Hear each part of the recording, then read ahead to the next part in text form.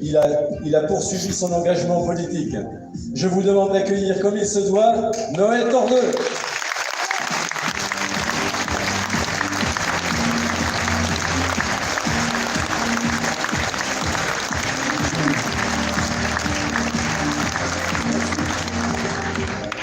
Merci à tous. Bonsoir.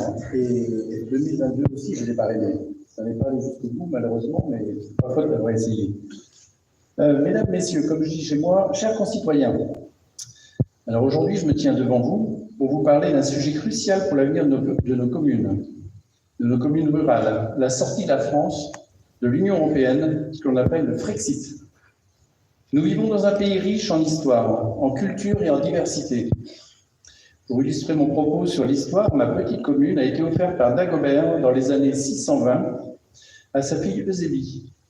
Voilà 1400 ans d'histoire communale qui risquent de disparaître, notamment à cause de l'Union européenne et de ce qu'ils veulent faire de nos communes. Donc nos communes rurales sont le cœur battant de la France, des lieux où les traditions sont préservées, où l'agriculture et l'artisanat local prospèrent et où les communautés vivent en harmonie avec la nature. Cependant, ces dernières années, nous avons vu les communes souffrir, délaissées par les politiques européennes qui favorisent les grandes métropoles et les intérêts des multinationales. L'Union européenne, avec ses règlements et ses directives, a imposé des normes uniformes qui ne tiennent pas compte des spécificités locales. Ces normes asphyxient nos agriculteurs, nos artisans et nos petites entreprises, contraints de se plier à des exigences souvent déconnectées de la réalité de nos territoires. Prenons l'exemple des quotas de pêche ou des réglementations sur l'utilisation des pesticides.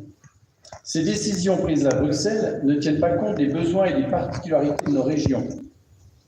Résultat, nos producteurs locaux, nos pêcheurs, nos agriculteurs sont mis en difficulté, écrasés par une bureaucratie étrangère.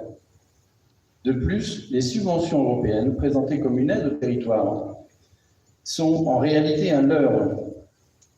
Ces fonds, bien que parfois utiles, sont distribués de manière complexe et souvent injuste. Les critères d'attribution favorisent les projets de grande envergure et négligent les initiatives locales qui bénéficieraient directement à nos communes. Nous devons constamment remplir des dossiers administratifs interminables pour obtenir des aides qui, au final, ne compensent pas les pertes subies à cause des politiques européennes. En sortant de l'Union européenne, nous reprendrons le contrôle de notre destin.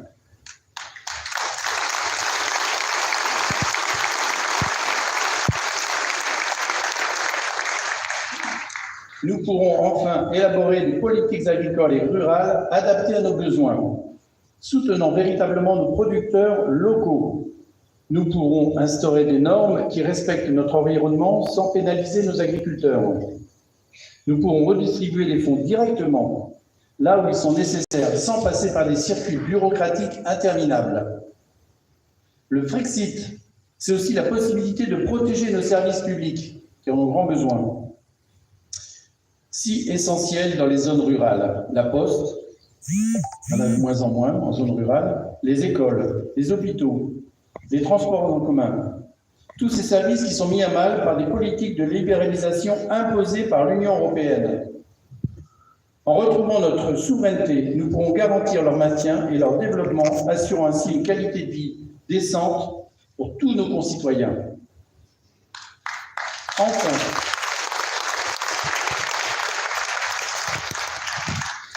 Enfin, le Frexit, c'est une opportunité de redonner la parole aux citoyens. On en manque. Trop souvent, les décisions qui impactent nos vies sont prises loin de nous, sans consultation. En reprenant le contrôle de nos institutions, nous pourrons instaurer une démocratie plus directe et plus participative, où chaque voix compte et où les préoccupations des habitants des communes rurales sont véritablement entendues et prises en compte.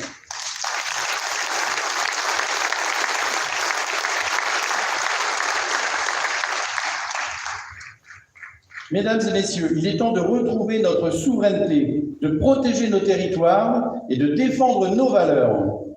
Ensemble, nous pouvons construire un avenir meilleur pour nos communes rurales, un avenir où chaque village, chaque ferme, chaque artisan a sa place